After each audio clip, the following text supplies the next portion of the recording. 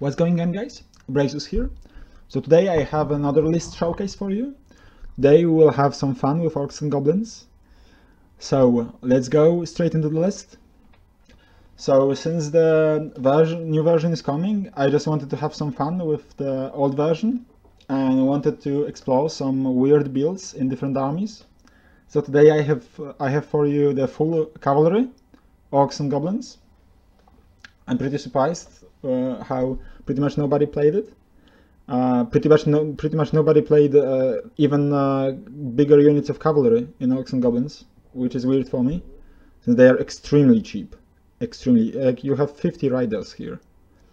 So you have 4 units of cavalry, 2 of them special, 2 of them core, 2 chaff units, 2 grotlings, 4 war machines, basically for extra deployment drops and some light shooting, and then 5 heroes, 4 of them on warboars and 1 on wolf.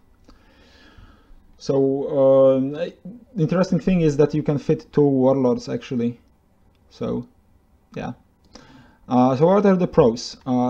Yeah, as every cavalry list, it has a very good mobility with 4 decent units that are ITP.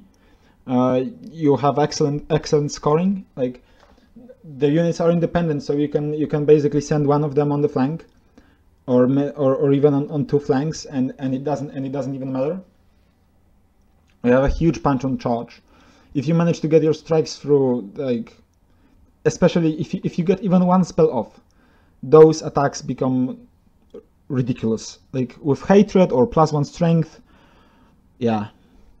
The board control with basically 4 designated chaff units. Like you can even deploy in the center with all your units. First turn, put the grotlings on a 12-inch. Next to your opponent. First turn, grotlings 8 inches forward, the rest of the army maximum forward, so there is no real overruns. Then your opponent has had hard time at countering it, and you are still left with basically 3 chaff units in the goblin shaman and 2x8 riders. You have very strong magic, I believe, with the skull fetish. You can get decent amount of dice, especially because your army is fast, so you start getting the tokens in the first turns as well. And then you have a master plus adept, which is usually very good. And the witchcraft with +2 initiative on those low initiative units is excellent. So the biggest con is obviously the initiative. Initiative 3 on charge is nothing. Like, you are 4 up armor save, 6 up ward save, so you will live some attacks, but yeah, even with witchcraft you cannot really rely on that. You have also frenzy checks to pass. As long as you are within general and BSB bubble, it shouldn't be that much of an issue. But if you want to run some of the units independently, then you basically have to assume that you will charge every turn. You don't have much light shooting. The catapults maybe can count as light shooting, but not so much. And at the same time, you are pretty weak to mass shooting, since 4 up armor, even with 6 up ward save and toughness 4, on only 50 models is not that much.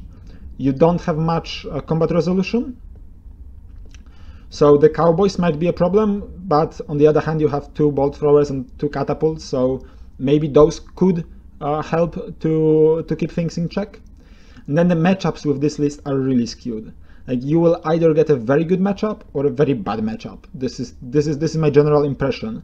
So if you meet something like White Lions, yeah, I don't really see the list dealing with them, except for just avoiding them for the whole game, which is not a bad solution, I can say, but it's basically pretty hard. So I managed to get a battle against dwarves with it. So my opponent list was pretty simple. It had some seekers, the big block with 2 heroes, the golems, then the 15 King's God, 2x10 shooters, and some dwarf warriors on the left. There were also one cannon and 2 flame cannons.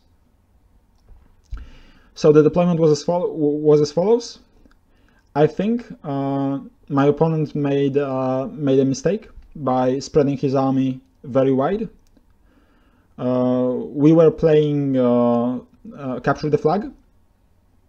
I think he would be much better if he positioned himself much tighter, because now his units are basically not really cooperating with each other, since as you can see, the flame cannon on the left is completely useless. The flame cannon on the right, if I don't move my cavalry too much to the front, it will be completely useless as well, and just the core cavalry that is on the maximum on the right can probably pick it up in the few turns. So all my machines are over 6 inches to each other. It's very important here, because I cannot give them any leadership at all. So if they would have to test a panic check, they would be blocked from shooting. So what happened after turn 1? I think my opponent made a second very big mistake, which was pushing forward from this position. Seeing that my Grotlings are right there, he still moved all his free fighting units forward.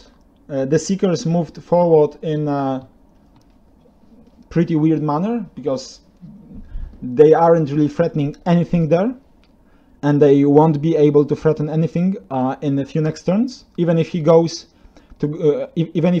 after my core boar riders on the left, I either will have a chance to escape, or I can try to get a long charge off, or I can just sacrifice this unit and has his whole left flank pinned there for just a small price of 400 points.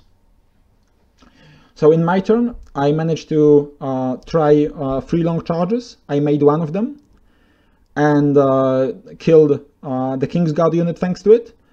The Grotlings unexpectedly managed to charge both of his units, and I think it looks pretty grim at this point for him. Since next turn I'm pretty much going to call out Wa. With the unit of on the bottom, there are 2 lords inside. So his Hold Guardians decided to go for +2 initiative, so they will strike before my unit, but they won't strike before my lords if I get a charge. And the 2 lords should get a decent amount of wounds on the Hold Guardians. So I'm pretty safe about that. His units also can't flee, which is a pain. On the right side, with the positioning of both my rider units on the right, with the BSB unit and the other unit, I basically tell him that one of my units will get a charge on the flame cannon, and I will get the flame cannon. So in his turn, he makes another amount of weird moves. So the Seekers move forward in a pretty weird direction. Then he doesn't flee his warriors from my boar's charge, which gives me his warriors for free. Then his Hold Guardians don't really back up, giving me an easy charge. I think it was a 5 or 6 charge to get. So I get into Hold Guardians, obliterate them. I think the Feral Lord rolled like 10 wounds, I want to say, because I got ridiculous amount of battle focus, and I got strength 10 because of +1 strength from the spell. I managed to get in the flank of the Greybirds. On his turn, I kill the Greybirds, break the unit, and he concedes at this point. I think, looking at the deployment, there are few things that should really be fixed. Like his marksmen are nice there, but those units here, they are really not that good. And I think especially pushing around this direction was very weird. The deployment of the flame cannon here practically allowed me to just dance around it. Then the steam bomber also behaved really weird, and the worst positioning of the game were definitely the seekers that moved like this 2 times, maybe trying to get my catapult. But I think that if I manage to, if they get my catapult, I'm fine with it. This is not crucial unit in any way, and he gets 1 less unit to fight against me. I think what he could have done, possibly to save himself from this deployment, was trying to flee with his dwarves this way, and in the same time chuffing my cavalry units with his bomber and shooting them with the flame cannon. He needed to really slow me down, but he didn't decide. But he instead decided to give this game away in 2 turns. Especially in hard matchups like this, you shouldn't just stick to your normal strategy, but try to think outside the box. And even if you deploy aggressively, you could still try to back up, especially because my blocks can advance 14, while your blocks can move 9, and you have a decent amount of chaff. So it is highly likely that I would be able to that he would be able to save his Grey Buds unit at least.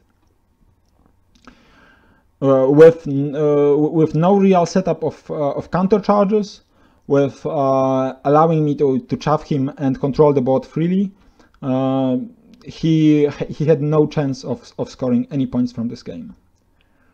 So, what is to learn from this list? Orcs and Goblins Cavalry is ridiculously cheap. If you have spare points in your list, 400 points can buy you a very decent scoring unit that can pack quite a punch, and with 1 spell off, it can kill even many monsters. Also, there are some builds that are still unexplored in many books.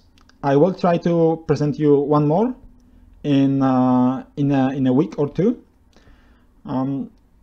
And those builds can get some decent scores, even though nobody plays them. Then you still can get decent scores with weird lists. And the Holdstone is not going to save you if you are going to get flank charged by 2 lords with a bunch of strength 7 attacks. Okay, that's the video. Hope you guys enjoyed it. See you in the next one. Cheers!